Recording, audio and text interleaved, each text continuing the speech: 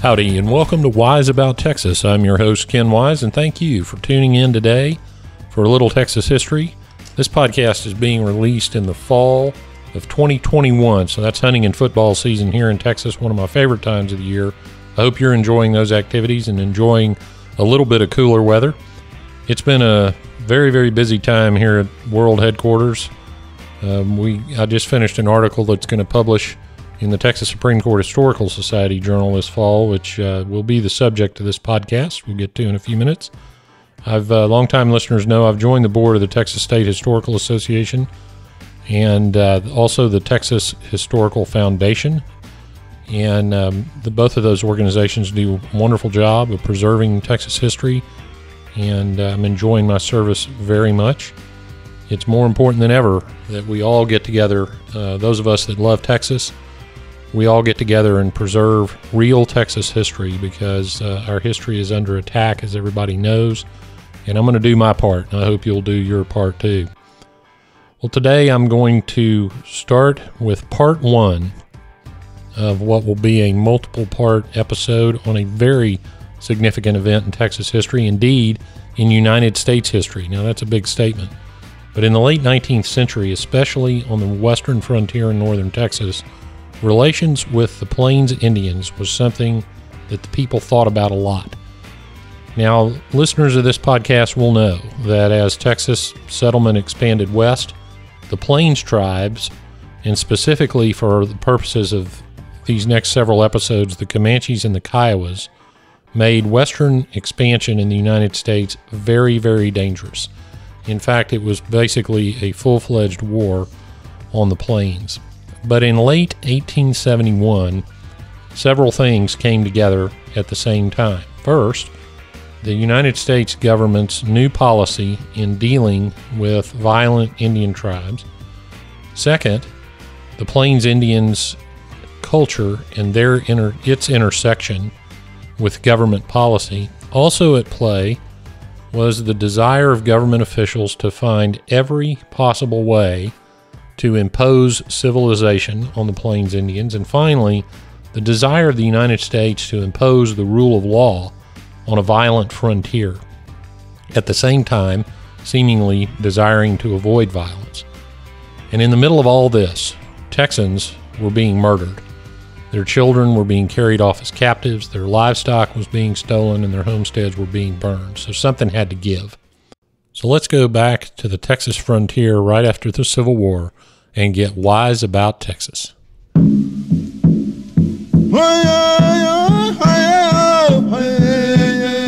1861 to 1865, Texas was one of the states in the Confederate States of America. And Texas organized a few different military organizations to protect the frontier, but they always seemed to get absorbed into the Confederate Army at one point or another. Naturally, just because of its sheer size, if for no other reason, the frontier was left lightly guarded, and the Indians, primarily the Comanches and the Kiowas, took advantage of that. They began raiding deeper into Texas during the war. Things were getting bad, and the citizens pled with the government to do something about it. Governor Francis Lubbock, who was one of the governors during the Civil War, even exempted the men that lived on the frontier from the draft into the Confederate Army so that they could stay home and protect their homes. Now, early in the war, 1862, Cattleman Oliver Loving, now y'all will remember Oliver Loving from episode 72, where I did an episode about his death. Oliver Loving was partners with Charles Goodnight. They founded the very famous Goodnight-Loving Cattle Trail up into Colorado. Loving's ranch was west of Fort Worth and in the Jacksboro area. And he wrote to Governor Francis Lubbock about the Indians raiding into Texas and pushing back the line of settlement. He warned him about that in 1860, as early as 1862. Now, let me tell you what a typical Indian raid might look like. Now, this is not a description of a specific raid, but I've read dozens and dozens of accounts from various places, and there are some things that a lot of them had in common. And I'll be as gentle as I can with this. Sometimes the horses or cattle or sheep or goats would be stolen without anything else happening, without the home being attacked or anything like that, but not usually. The Indians would attack a house. They would kill the men or anyone else that resisted, capture or kill the women, and capture the children if they thought that they could either be sold later or incorporated into the tribe. And if you want to learn more about some of the reasons behind that and kind of the culture of the raids or whatever, I highly recommend Empire of the Summer Moon, which I know from feedback many of y'all have already read. The brutality of these raids is hard for us to imagine today. Scalping was done either before or after the death of the person being scalped. Warriors would take turns spearing the victims, which was almost a ritual. Sometimes multiple warriors would shoot arrows into the victims, pinning them to the ground. Women were, in the language of the time, brutalized or ravaged repeatedly, as were the captives. So these raids were full and final, very violent, and very brutal. Now, sometimes you'd get someone that could escape, but not often. If you want to read more about what would happen to these captives, one very famous Indian captive, Rachel Plummer, wrote her recollections of the famous Parker raid where Cynthia Ann Parker was captured. And Rachel Plummer's narrative is just absolutely astounding in its brutality. The point is, a raid was a fight to the death. Rachel Plummer actually, she recalled a Comanche chief telling her, quote, and this is her quote, so it's her translation, "When Indians fight, the winner gives or takes the life of the defeated, and he rarely spares them," close quote. So this was a very violent culture, and the brutality that I've described is what an Indian would expect happened to him if he lost the fight, and that's one reason why those fights were so intense. So this was all going on the northwestern frontier of Texas, and the people were demanding some relief. So let me tell you where we're talking about. So picture on a map Fort Worth and go west. I-20 runs through Albany and Abilene, and that would be kind of the lower portion of the area we're describing. And then if you go a little bit north, you get into the Jacksboro-Graham country, and then north from there into Oklahoma, which I'll get to in a minute. And so that's kind of the area we're talking about. Let me read you a couple of letters from Lampasas County, which, having said that was the area we're talking about, this is a little bit outside of there. It's a little bit south of where the main story will take place. Lampasas County is between Killeen and San Saba. This is July 1866, and this will give you an idea of what was going on. A guy named Thomas Adams wrote a letter, and he writes that his horses were stolen in the morning about an hour after his neighbor's horses and other stock had been stolen. He said that Indians were depredating daily, and they had to have protection or they were going to have to leave the area. And later that same month, from the same county, there was a petition that was sent to Governor, at this point, James Throckmorton, with 60 names on it. And this petition is from Lampasas County, and in it they complain of no protection from the government. And here's a portion of the letter, quote, "Whole settlements have been broken up, families reduced from affluence to want. The rewards of a lifetime of industry have passed off before their eyes, and the scalping knife no unfrequently used. Allegiance on the part of the people and protection by the government appear to be reciprocal duties." Close quote. Now that's a very interesting quote, especially for our present times. Allegiance on the part of the people and protection by the government appear to be reciprocal duties. So this is after the Civil War, the citizens of Lampasas County. So let's move into the area where our story is going to take place. And this is 3 days after that petition was sent to Throckmorton. There's another petition, and this one came from people from 6 counties.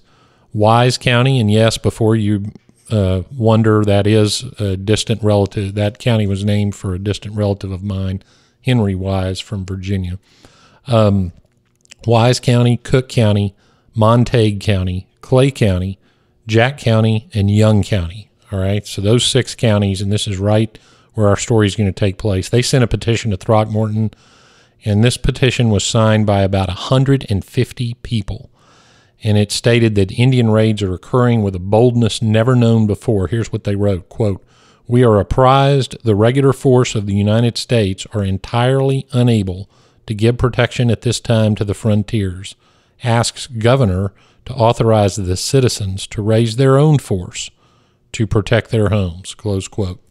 So things were getting desperate. And if you think about it, after the Civil War, Texas rejoins the United States, and this is during the period of Reconstruction. So now the federal government is responsible for the frontier, but they're not getting it done. They're not protecting the border area, if that sounds familiar to anybody. So the citizens are asking for permission to raise official military forces and do it themselves. In 1867, that same governor, Throckmorton, reported to the federal government that since the end of the war in 1865, so in the last couple of years, 162 people had been killed by Indians on the frontier. 43 had been captured, and 24 had been wounded. Throckmorton reports that over 30,000 head of cattle, 3,000 head of horses, 2,000 head of sheep and goats had been stolen or destroyed. And despite whatever state or federal attempts there were to protect that frontier, Indian raids, one lady from Jack County wrote, Indian raids were a weekly experience. Well, what was out there and available to protect the frontier? When Texas became a state in the 1840s, the federal government built a line of forts, and they were building them pretty fast as Texas expanded west. And the line of forts is probably worthy of its own episode, but some of the forts that were built were not even occupied because the frontier was moving so quickly to the west, and the government was trying to keep up and build forts, but the frontier would move so fast soldiers couldn't even get there to occupy them. Well, one of the forts that we're going to be concerned with is Fort Richardson, which was actually built after the Civil War, and Fort Griffin, which was also built after the Civil War. Fort Richardson is located right outside of Jacksboro, Texas, and Fort Griffin right outside of Albany, Texas. We're also going to talk a lot about Fort Sill, which is in what is now Oklahoma, but right after the Civil War was called Indian Territory. Now, we also need to mention Indian reservations. As the U.S. expanded, the frontier residents obviously came into conflict with Indian tribes, and some of this was self-induced. The government relocated Indians over periods of years to certain lands, and then the U.S. would expand onto those lands anyway. Many tribes were pushed from their homes in the east to the west. It became a real problem when the U.S. started to expand onto the Great Plains and ran into those tribes, the Sioux, the Comanche, the Kiowa. The government tried to solve this problem with the Medicine Lodge Treaty in 1867. The government signed 3 treaties at a place called Medicine Lodge Creek near Medicine Lodge, Kansas. One treaty was made with the Kiowa and the Comanches, and a second with the sort of joined the Plains Apache with the Kiowa and Comanche, and a third was negotiated with the Arapaho and the Cheyenne. The United States promised that the tribes, that there would be peace and protection from American expansion, and in return, they would go to the reservations in the western part of what was called Indian Territory. And the Senate ratified those treaties in 1868. That was a big treaty, and it was thought that it was going to really make an impact. And what those treaties did, in short, was defined some reservation boundaries, created the idea of an Indian agent, and what the government was going to do for the tribes. And the thinking was that these reservations would be places where the Indians could, for lack of a better term, practice their lifestyle, roam around, hunt wherever they wanted, that sort of thing. The government did not fully understand Indian culture, and some might argue still doesn't, but that was the idea. We're going to set these reservations aside. and the Indian tribes will live on them, and they won't bother the American settlers. And you can think what you want to about that program, but we're going to see whether that worked or not.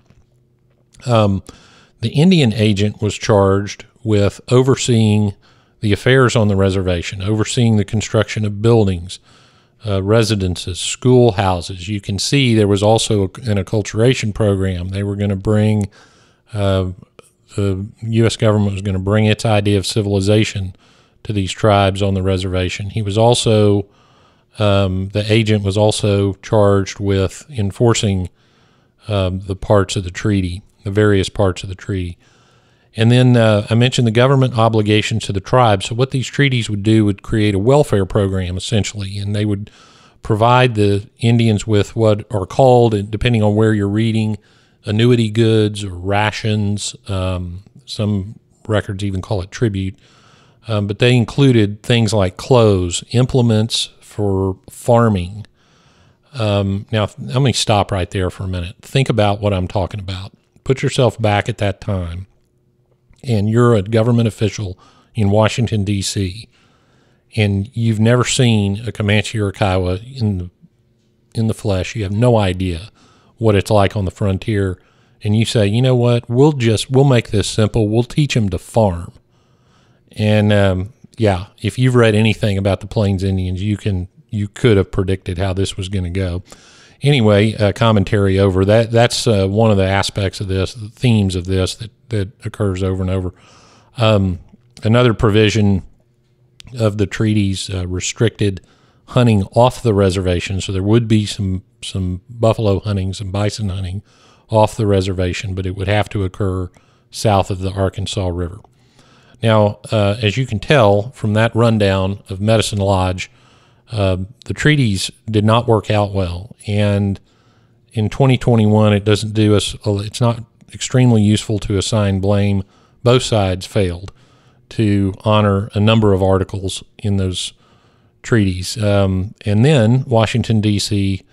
politics got involved, and there was a power struggle between the House of Representatives and the Senate over who controlled treaty making with the Indians. And so treaty making essentially stopped after Medicine Lodge. And the welfare program, as with these sorts of big government programs, didn't work well either. The money wouldn't be appropriated for the goods that were due under these treaties. They'd be delayed. As a result, the Indians wouldn't get what they felt like they deserved under the treaty. Not only that, but again, with big government programs, you get waste, inefficiency, outright fraud. Goods weren't getting to the reservation, even if they were there. So the Indians would suffer from, they wouldn't get their food, they wouldn't get their clothing. Forget farming, we don't even get that far.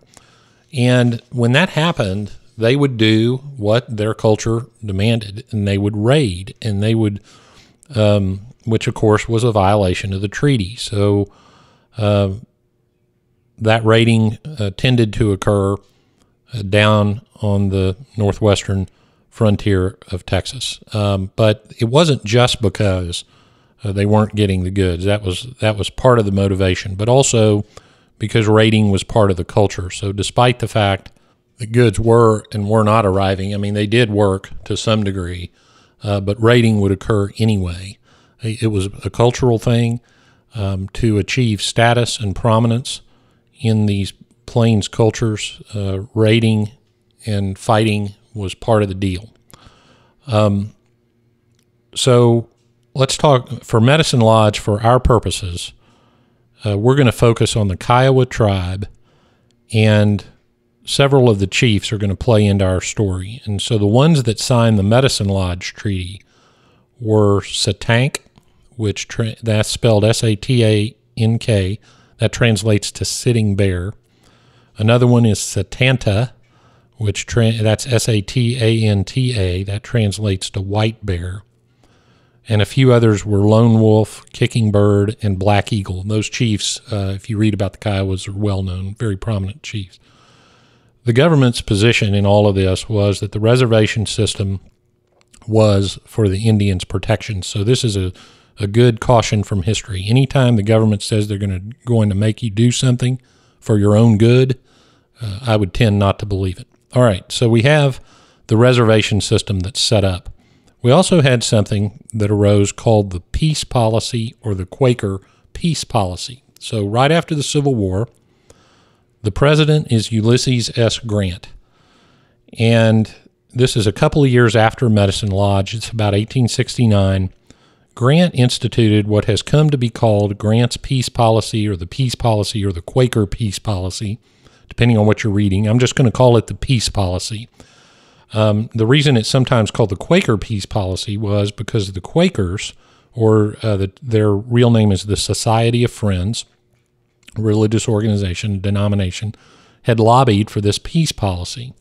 By the way, the Indian affairs were transferred to the War Department at the end of the Civil War, which had alarmed the Quakers in the East and sort of gave them the idea for this.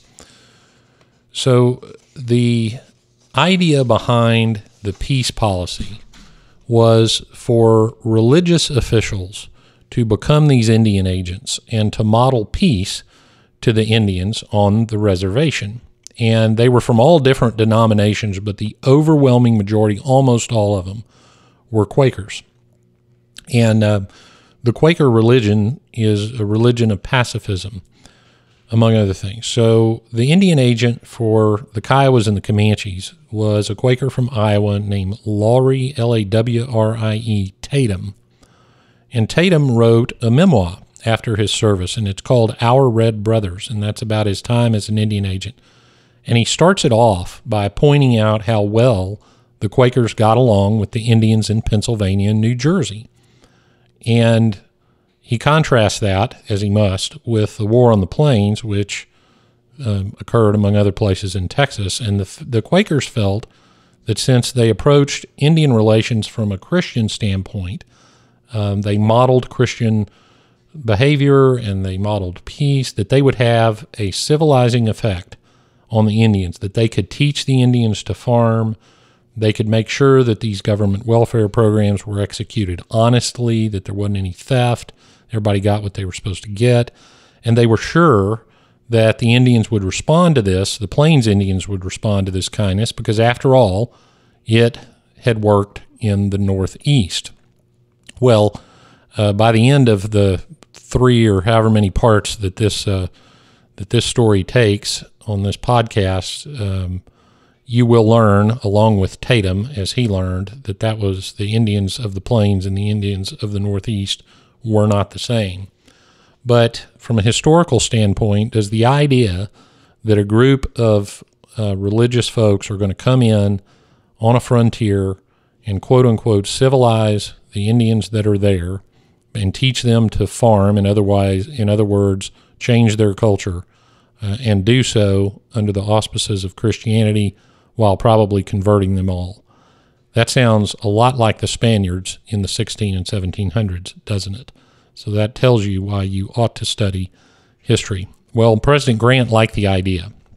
He agreed to it, and Lawrie Tatum takes his place as the Indian agent for the Kiowas and Comanches at Fort Sill in Indian Territory. So now we have the reservations in place. We have the Medicine Lodge Treaty, and more, not so much the treaty, but the schemes under the treaty, the welfare programs and the reservation idea, and et cetera, in place. And Tatum, the Quaker Indian agent, is in place, and the problem is ready to be solved, don't you think? Well, not so fast. The problem was, as Tatum learned, the Indians were not staying on the reservations. They hunted and raided all down into Texas, as I described earlier. I also mentioned that the Plains culture brings you glory if you're a great hunter and a great warrior. And horses are currency, so stealing horses is a big deal. Also, if the Indians took captives, the government would ransom the captives back. They'd pay a ransom. So why not get as many captives as you could? I mean, that's the incentive that's created by that behavior. Another interesting aspect, and if you read some of the records of what the Indians were saying during the many meetings at the Indian agency, and you read sometimes between the lines, but sometimes they out and out say it. The Indians felt there was a big difference between Indian Territory and Texas. They didn't understand that that was all part of the same country, or they didn't care. And so the idea that they did not raid in Oklahoma but raided in Texas, that was fine. They didn't view that as a violation of any treaty. At one point, there's a quote from Satanta later on that says, and I'll probably read it in a later episode, the whole speech, but he said something like, we're not going to raid around here, but we will raid into Texas. So they viewed that there was a big difference, and of course the government didn't view it that way, and nobody seemed to discuss that with each other. So for purposes of this episode, people, places, and policy, let's summarize where we are in the spring of 1871. We have the reservation in what is now western Oklahoma. We have severe and frequent Indian raids on the Texas frontier, which had moved east during the Civil War. We had the welfare schemes and agents in place after Medicine Lodge, and we had the peace policy. So now let's talk, in addition to Lowry Tatum, about some of the people that are going to be involved. We already covered Tatum. He's a Quaker Indian agent from Iowa. Let's talk about William Tecumseh Sherman. Now, his name is not uttered with much favor in the South, particularly the Southeast, because of his conduct during the Civil War and his essential invention of the concept of total war against the people of the South, where he would burn and loot his way to his objective. However, he was very effective, and after the Civil War, he became what amounts to only the third commanding general of the Army in U.S. history, behind George Washington and Ulysses Grant, and there haven't been that many more since then. He was a 4-star general, and then in World War II they created a 5-star rank, but so he was general of the Army, and he will factor into our story. The next person is Texas Governor Edmund J. Davis. Now, if you'll go back, a long way back, to episode 9 of Wise About Texas, I talked about E.J. Davis and his election in 1873. Now, our story is taking place in 1871. Davis is a Reconstruction governor of Texas, not well regarded, to say the least. He had been a district judge before the war, but when the Civil War started, he was a Unionist, but he actually joined the Union Army. The citizens regarded him much differently than Sam Houston. You remember Sam Houston was opposed to secession, but Houston did the honorable thing, forfeited his office as governor, and retired. Davis actually took up arms against his fellow Texans. And while he was governor, he had what amounted to a private police force that he wasn't afraid to use. He would do things like declare martial law in a county and then send the county a bill for it. So he was just not very well liked. But, in 1871, Reconstruction was coming to an end pretty soon, and Davis, if he wanted to remain governor, would have to run for election. So he didn't need the headache of these Indian raids on the northwestern frontier. The citizens were demanding action, and even Davis felt some accountability to those citizens. Now, we also need to meet some of the Kiowa chiefs, and the first is Satank, and that, as I mentioned earlier, translates to sitting bear. I'm going to use the name Satank. We think Satank was born about 1800, probably near the Black Hills of South Dakota. He was an elite warrior. He was a member, now I'm going to mispronounce this, but there was a warrior society in the Kiowa tribe called the Coetsinco, and it's spelled Koitsenko, the Coetsinco Warrior Society. It was the 10 most elite warriors of the entire tribe, and Satank was one of those. Satank had one of his sons, his oldest son, I believe, was killed in a raid into Texas, which profoundly affected him. He carried his son's bones with him for the rest of his life. He would put the bones on a separate horse when they were riding. He would set up a separate lodge for the bones and put food and water in there with the bones. So in addition to being a fierce warrior, he was also very vengeful. And understandably, if his son was killed, I suppose. One side story about Satank, he went back to the site of the raid on which his son was killed, and he stole a mule. His son was killed in a raid where they had been trying to steal some mules. So he went back to the site and stole a mule. And one day in 1870, he rode that mule to the agency to meet with Lowry Tatum. And the mule's owner had identified it to Tatum as his, and Tatum looked, and sure enough, it had the brand on it. But Satank said, look, I stole this from the area where my son was killed, and so now I love this mule like a son, and I should be allowed to keep it. Well, Tatum didn't agree and made him give it back. And when he did that, when he ordered him to give it back, Satank, who at this time was about 70 years old, challenged Tatum to a fight to the death on the prairie. He said, you and I will go out on the prairie. We'll fight to the death, and whoever wins can keep the mule. So Satank, to say the least, was an old school warrior. Well, next we need to meet Satanta. Satanta translates to white bear. His original name as an infant was Big Ribs, because he was a large baby and turned out to be a large adult. He was born, we think, between probably 1815 and 1818. Now, all these we thinks and maybes and probablys are coming out because the Kiowas didn't have a written record of their history. They would do what we call now a calendar at an annual gathering, and they would draw the significant events that happened to the tribe since the last time the calendar was done. They would draw it on a big hide. So you'd have this hide stretched out with a series of pictures in a circle or circles, and that was the only history they had. So we will never know for sure when Satanta was born. But think about 1815, 1818. Satanta claimed that his mother was actually Arapaho. He was the son of a prominent medicine man named Red Teepee, who took great care to groom Satanta for great things. He was big, as I mentioned, big guy, physically big. He was loud. He was prone to long speeches. He was regarded by everybody that ever dealt with him as intelligent, but unfortunately that wasn't really rewarded in Plains culture. You needed to be a warrior. He was also very shrewd, which was rewarded in the culture, and not without honor. One side story about Satanta, and I'm doing this from my recollection, so bear with me, but the Kiowa were fighting the Pawnee, and some members of the army were patrolling and rode up, and they see this lone rider coming, this lone Indian rider, and it's Satanta. And he comes over the hill, and he's been wounded, and he said, my gun is empty.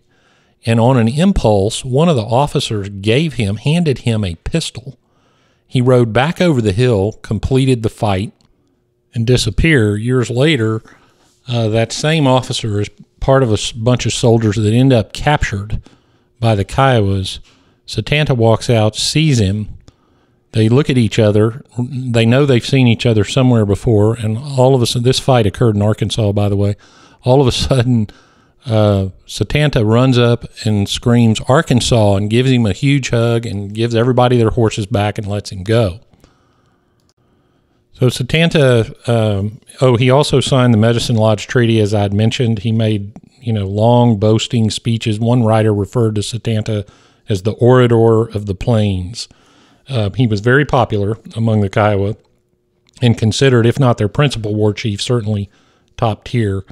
And he loved a good fight, whether that fight was on the prairie or at the Indian Agency arguing with the government.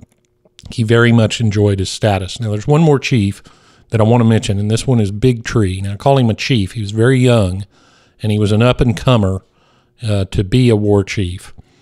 He was born, we think, about 1850, and he had already even as a young man, as barely 20 years old, had led a raid into Montague County in North Texas. And on this raid, he did something that happened over and over, unfortunately, on the prairie, and he snatched a crying baby from its mother, killed it, and threw it back at the mother. Now, that's a terrible, terrible thing, but we're going to revisit that as we learn what happened to Big Tree. The point is, at this point in our story, he was an up-and-coming war chief. He had the fierceness to be a great warrior in the Kiowa culture. All right, so let's set the scene. The Kiowas are supposed to be on the reservation, hunting and living their lives. They are expecting their rations from the U.S. government at the agency at Fort Sill. Their agent is the Quaker Lowry Tatum. None of those things are happening. The goods are not coming like they should, and the Kiowas are not staying on the reservation. The Kiowas and the Comanches and others are raiding into Texas, and in fact, the person I mentioned earlier from Jack County is named Ida Huckabee, and she wrote that the raids were happening every week. Livestock is stolen, homesteads looted and burned, people are being killed and captured. The forts are around, the army is around, but they aren't protecting the frontier, and they aren't stopping the raiding because the official government peace policy is to lead with diplomacy rather than recognize what they're dealing with. So Tatum is trying to manage all this. He's caught between an inefficient government and a fierce group of very competent but very violent Indian tribes, and the citizens are in an uproar. Governor Davis needs to do something, but as a Reconstruction governor, he is accountable to the same federal government running this peace policy. And not only that, but because Texas is back in the United States, all of this is the federal government's responsibility. Something had to give. But a classic problem rears its head in this situation. The center of the government in Washington, D.C., thousands of miles away from the frontier, had a tough time believing that the problem was really as bad as it was being represented. The Easterners favored the peace policy because, as so often happens, they don't have to live with the consequences of their policy. And that sounds a little familiar, probably. Finally, General Sherman, who had his doubts too, even though he was an accomplished military officer, decided to personally inspect the forts along the frontier and assess the situation for himself. So in the spring of 1871, General Sherman set out from Washington for a tour of the frontier. As William Sherman was steaming between New Orleans, Mobile, and finally Galveston, an unidentified settler was scalped alive on Salt Creek west of Jacksboro, where Fort Richardson, which was to be one of Sherman's stops, was located. The next night, several citizens were attacked within sight of Fort Richardson. The next day, some folks got their horses stolen a mere 3 miles from the fort. In fact, in the spring of 1871, as Sherman planned his visit, 14 people were killed just in that area. And soon, Sherman would see exactly how dangerous Texas was. Well, now we come to the part of the episode I call Getting There, where I tell you how to go see some of the places mentioned in the episode. I'm going to mention just a couple of places, and then we'll expand this list in the future parts of this story. First is Fort Richardson, which is on Highway 380 just south of Jacksboro, and you can go there and see some restored buildings as they would have looked at the time of this story. Next is Fort Griffin, which is on Highway 283 north of Albany, Texas, and there are some remnants of the actual buildings of Fort Griffin. Both of those forts, Richardson and Griffin, were going to be stops on Sherman's tour in 1871. Interestingly, Fort Griffin has the official longhorn herd of the state of Texas, so that's definitely worth a visit. So those are two places, and this list is going to expand as I release the other parts of the story. Those are two places to put on your list. They're going to play very important roles coming up. Well, that wraps it up for part one of this episode, go find Wise About Texas on Twitter and Instagram at Wise About Texas. Like and share the Wise About Texas Facebook page.